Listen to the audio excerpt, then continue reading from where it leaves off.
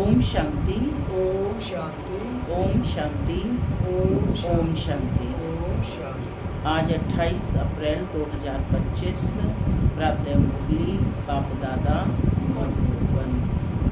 आज मीठी मधुर मुरली में बाबा ने बच्चों को सावधानी दी है, या यूँ कहें कि बाबा बच्चों को शिक्षा दे रहे हैं कि बच्चे इस देह भान में तुम अपने को भूल गए हो, तो अब देहधारियों की दुनिया, इन सब को भूल स्वयं को आत्मा समझ मुझ बाप को याद करो।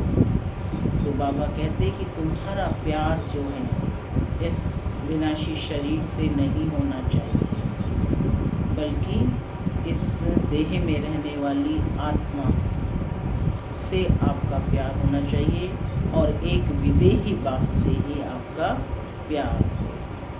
सुनते हैं आज की डायरेक्ट ईश्वरीय महावाक्य। ओम शांति।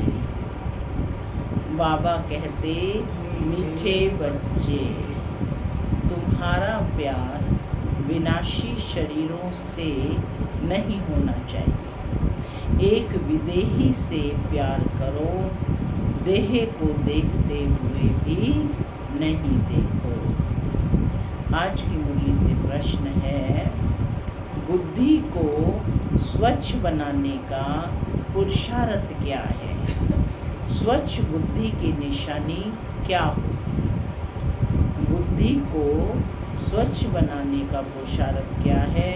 स्वच्छ बुद्धि की निशानी क्या हो? उत्तर है, देही अभिमानी बनने से ही बुद्धि स्वच्छ बनती है। ऐसी देही अभिमानी बच्चे अपने को आत्मा समझ एक बाप को प्यार से याद करेंगे, बाप से ही सुनेंगे। लेकिन जो मूढ़मती हैं वह देह को प्यार करते हैं, देह को ही श्रृंगारते रहते हैं। ओम शांति। माना मैं शांत स्वरूप आत्मा हूँ, शांति मेरा स्वधर्म है। बाबा कहते, मीठे बच्चे अब घर वापस जाना है। ओम शांति। ओम शांति किसने कहा और किसने सुना? और सत्संगों में तो जिज्ञासु सुनते हैं, महात्मा व गुरु आदि ने सुनाया, ऐसा कहेंगे। यहाँ परमात्मा ने सुनाया और आत्मा ने सुना। नई बात है ना, देही अभिमानी होना पड़े।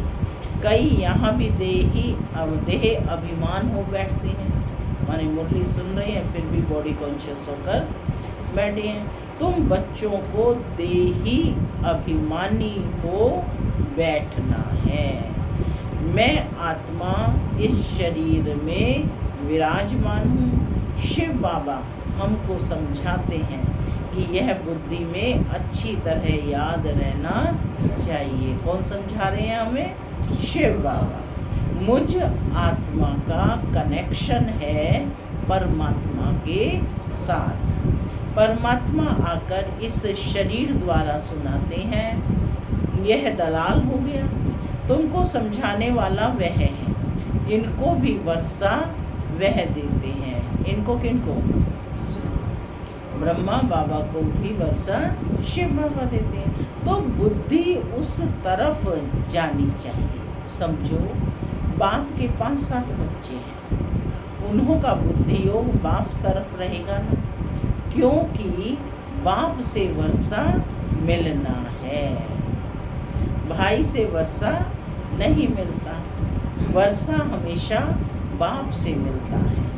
आत्मा को आत्मा से वर्षा नहीं मिलता है। तुम जानते हो, आत्मा के रूप में हम सब भाई भाई हैं।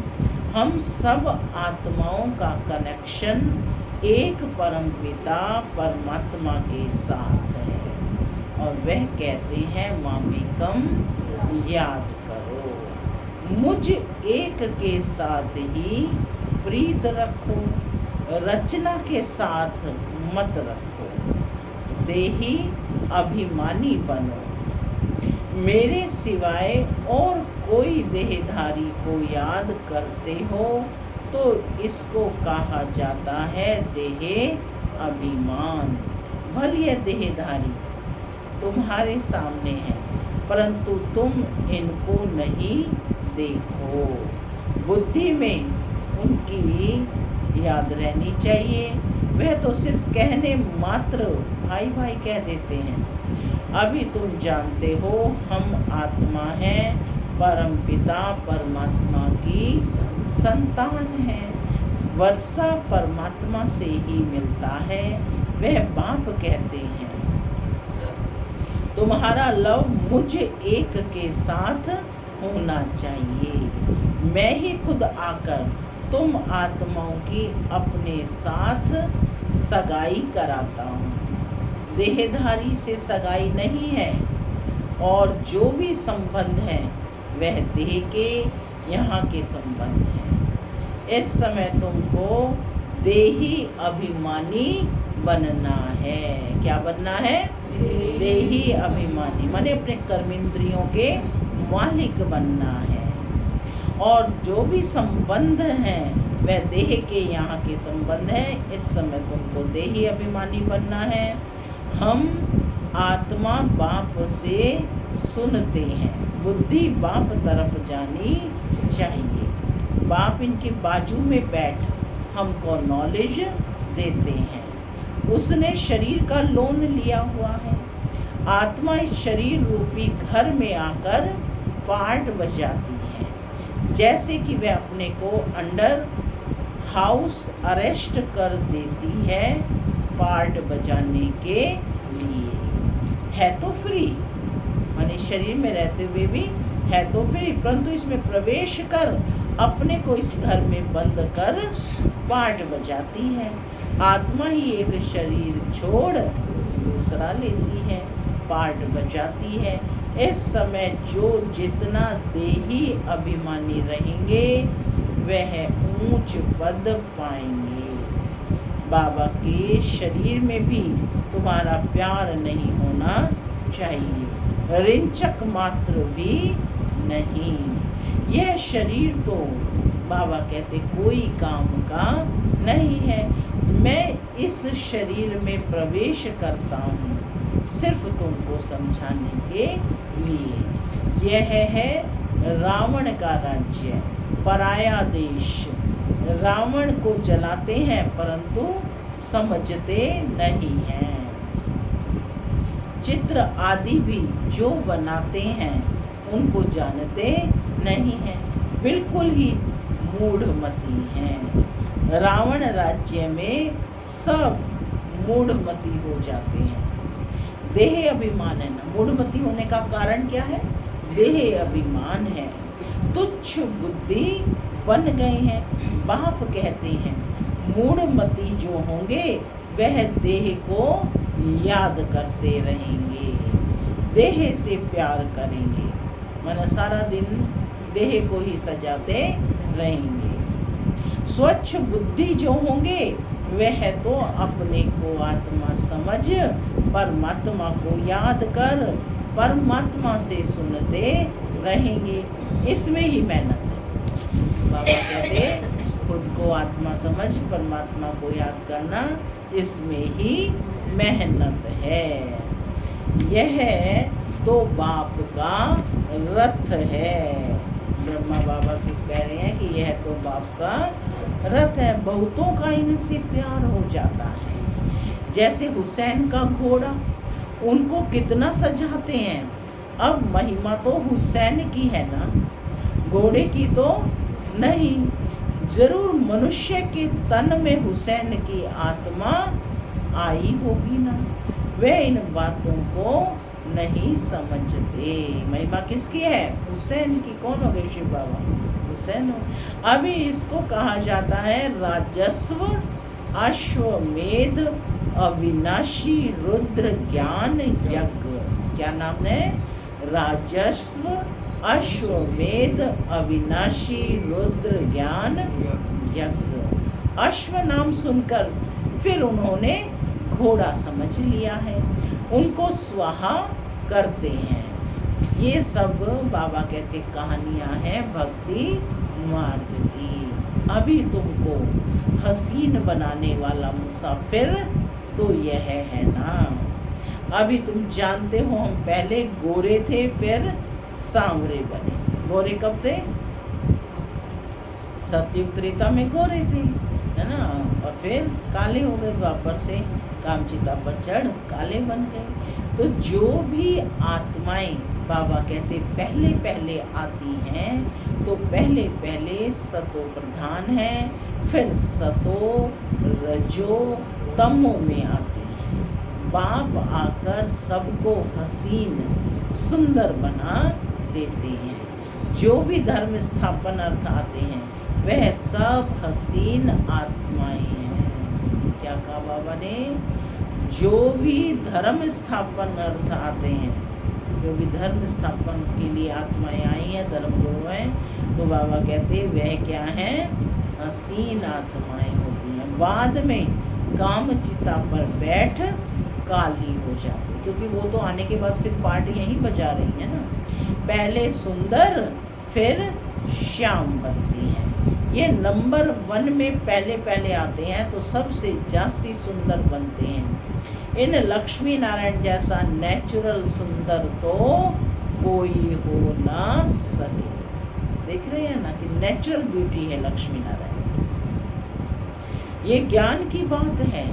बल क्रिश्चियन लोग भारतवासियों से सुंदर यानी गोरे हैं, क्योंकि उस तरफ के रहने वाले हैं, परंतु सतयुग में तो नेचुरल ब्यूटी है। आत्मा और शरीर दोनों सुंदर हैं। इस समय सब पतित सांवरे हैं, फिर बाप आकर सबको सुंदर बनाते हैं। पहले सतो प्रधान पवित्र होते हैं, फिर उतरते उतरते कामचिता पर बैठ काले हो जाते हैं।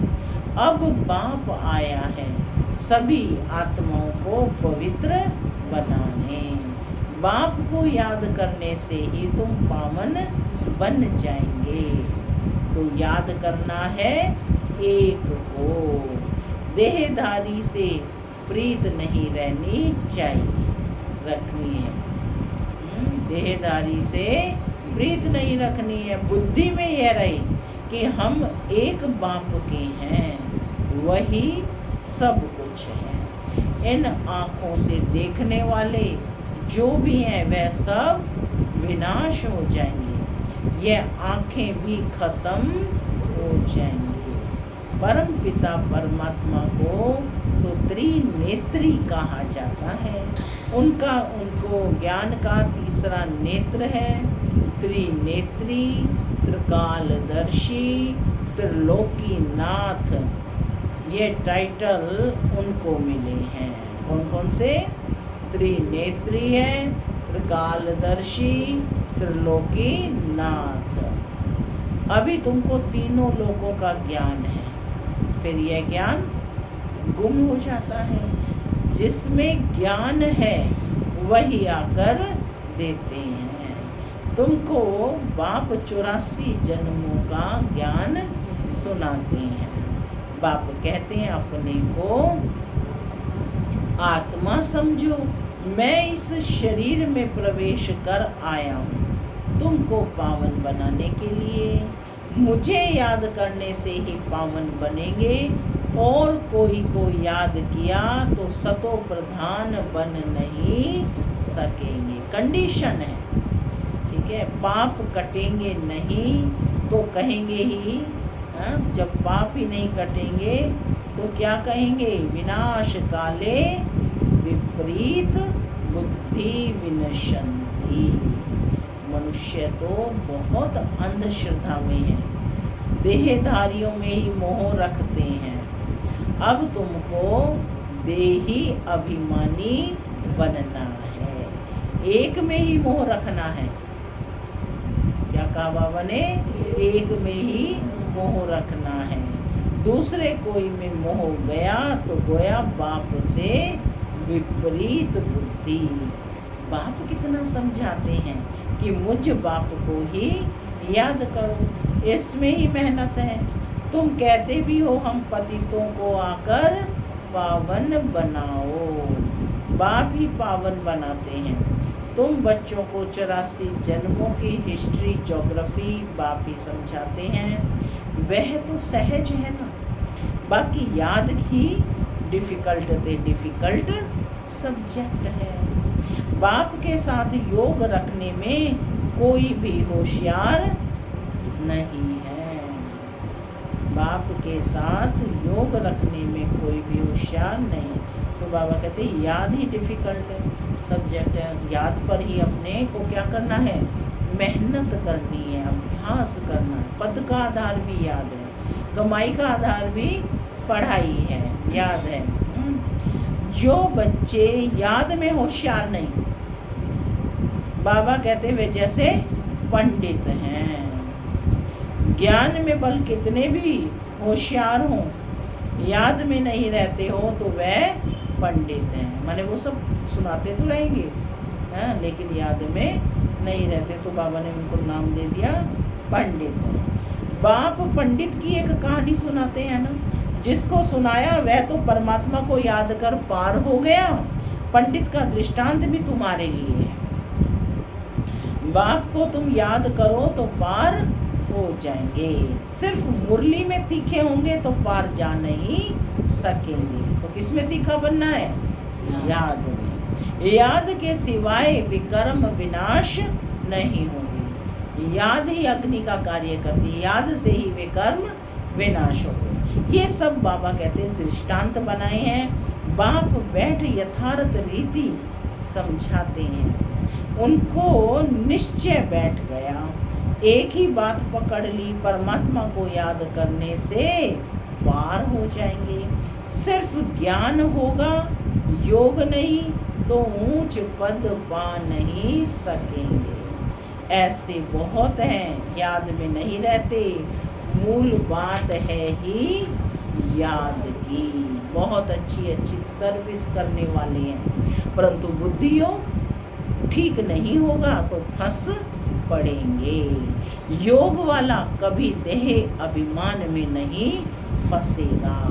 अशुद्ध संकल्प नहीं आएंगे। अशुद्ध संकल्प कब आते हैं, जब देह भान में होते हैं। याद में कच्चा होगा तो तूफान आएंगे। योग से कर्मेंद्रियां एकदम वश हो जाती हैं। बाप राइट और रॉन्ग की समझने की बुद्धि भी देते हैं। औरों की देह तरफ बुद्धि जाने से विपरीत बुद्धि विनशंति हो जाएंगे। ज्ञान अलग है, योग अलग है। योग से हेल्थ, ज्ञान से वेल्थ मिलती है। योग से शरीर की आयु बढ़ती है। आत्मा तो बड़ी छोटी होती है ना, छोटी नहीं, ये तो नहीं है कि किसी की बड़ी और किसी की छोटी। आत्मा सबकी एक जैसी है। क्या स्वरूप है, बिंदु रूप ज्योति स्वरूप। आत्मा कहेगी मेरे शरीर की आयु बड़ी होती है, अभी आयु छोटी है, फिर आधा कल्प के लिए शरीर की आयु बड़ी हो जाएगी। किससे होगी बड़ी आयु, योग से, याद से। हम तमो प्रधान से सतो प्रधान बन जाएंगे। आत्मा पवित्र बनती है, सारा मदार आत्मा को पवित्र बनाने पर है। पवित्र नहीं बनेंगे तो पद भी नहीं पाएंगे। माया चार्ट रखने में बच्चों को सुस्त बना देती है। बच्चों को याद की यात्रा का चार्ट का बहुत शौक से रखना चाहिए। क्या कहा बाबा ने, चार्ट रखने के लिए बाबा कह रहे हैं कि बच्चों को याद की यात्रा का चार्ट बहुत शौक से रखना चाहिए। हर रोज़ अपना फिल करना चाहिए, देखना चाहिए कि हम बाप को याद करते हैं या और कोई मित्र संबंधी आदि की तरफ बुद्धि जाती है। सेल्फ चेकिंग करनी है। सारा दिन में याद किसकी रही, अथवा प्रीत किसके साथ रही, कितना टाइम वेस्ट किया, अपना चार्ट रखना चाहिए। परंतु बाबा कहते कोई में ताकत नहीं है जो चार्ट रेगुलर रख सकें, कोई विरला रख सकते हैं। क्या कहा बाबा ने? कोई विरला ही जो है एक्यूरेट रख सकते हैं। माया पूरा चार्ट रखने नहीं देती है, एकदम सुस्त बना देती है, चुस्ती निकल जाती है। बाप कहते हैं मामेकम याद करो, मैं तो सभी आशिकों का माशुक हूँ। तो माशुक को याद करना चाहिए ना। माशुक बाप कहते हैं तुमने आधा कल्प याद किया है, अब मैं कहता हूँ मुझे याद करो तो विकर्म विनाश हो जाए। ऐसा बाप जो सुख देने वाला है कितना याद करना चाहिए। और तो सब दुख देने वाले हैं, वह कोई काम आने वाले नहीं हैं। अंत समय एक परम पिता परमात्मा बाप ही काम आता है। अंत का समय एक हद का होता है और एक बेहद का होता है। बाप समझाते हैं अच्छी रीति याद करेंगे तो अकाली मृत्यु नहीं होगी। तुमको अमर बना देते हैं। पहले तो बाप के साथ प्रीत बुद्धि रखनी चाहिए। कोई के भी शरीर के साथ प्रीत होगी तो गिर पड़ेंगे, फेल हो जाएंगे, चंद्रवंशी में चले जाएंगे। स्वर्ग सतयुग, सतयुगी सूर्यवंशी राजाई को ही कहा जाता है। त्रेता को भी स्वर्ग नहीं कहेंगे। जैसे द्वापर और कलयुग है तो कलयुग को रौरव नरक कहा जाता है, तमो प्रधान कहा जाता है। द्वापर को इतना नहीं कहेंगे। फिर तमो प्रधान से सतो प्रधान बनने के लिए याद चाहिए। सारा मदार किस पर है? याद पर। खुद भी समझते हैं कि हमारी फलाने से बहुत प्रीत है, उसके आधार बगैर हमारा कल्याण नहीं होगा। अब ऐसी हालत में बाबा पूछ रहे हैं अगर मर जाएं तो क्या होगा? विनाश काले विपरीत बुद्धि विनशंति, विनाशी हो जाएगा। धूल छाई पद पा लेंगे, माने छोटा मोटा सजा खा करके पद मिल जाएगा लास्ट में।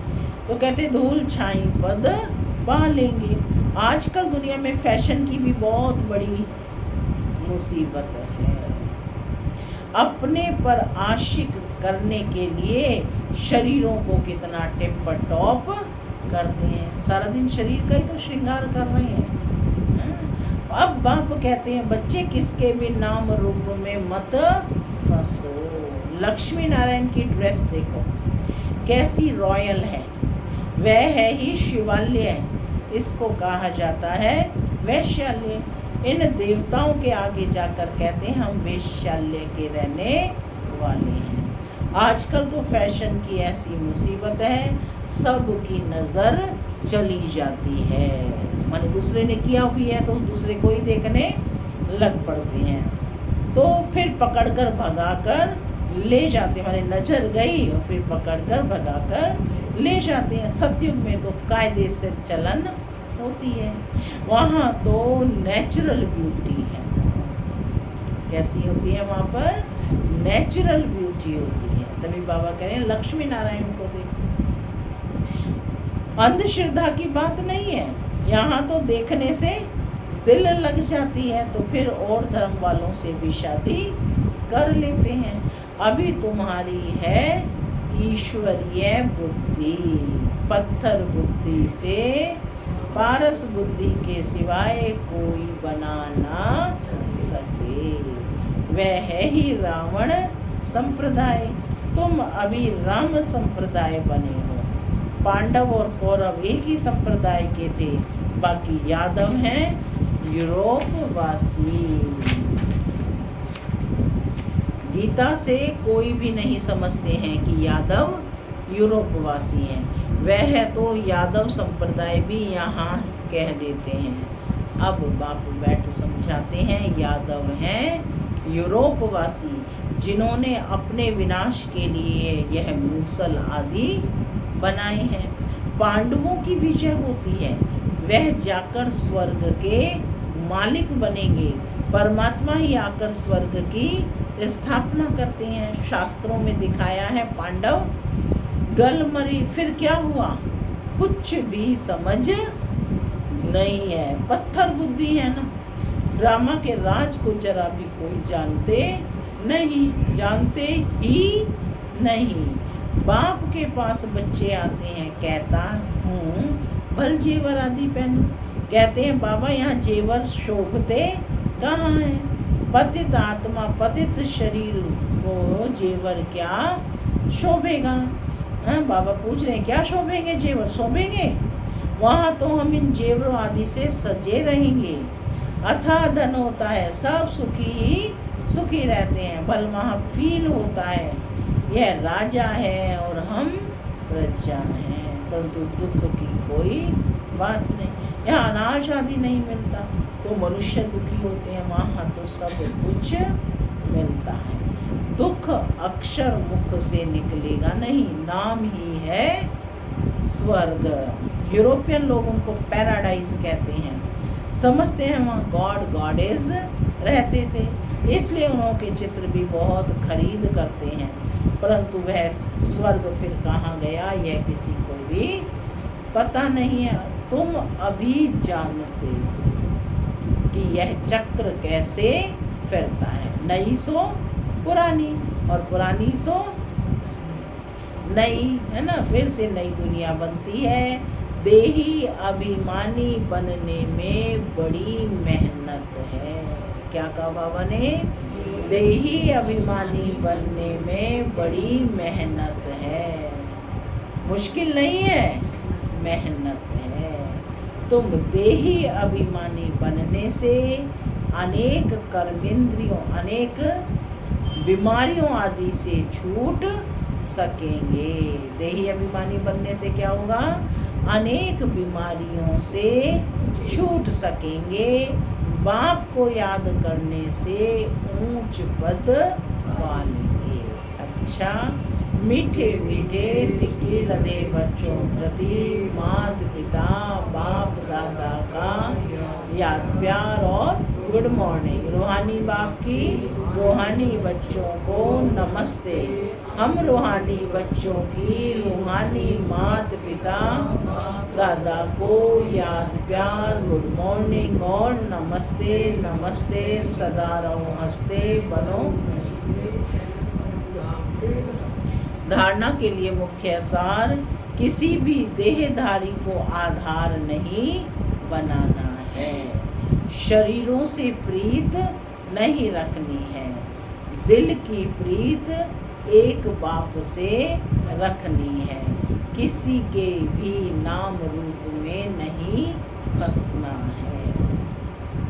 दूसरा पॉइंट है, याद का चार्ट शौक से रखना है, इसमें सुस्त नहीं बनना है। चार्ट में देखना है मेरी बुद्धि किसके तरफ जाती है, कितना टाइम वेस्ट करते हैं, क्या क्या चेकिंग करनी है चार्ट में भरने के लिए।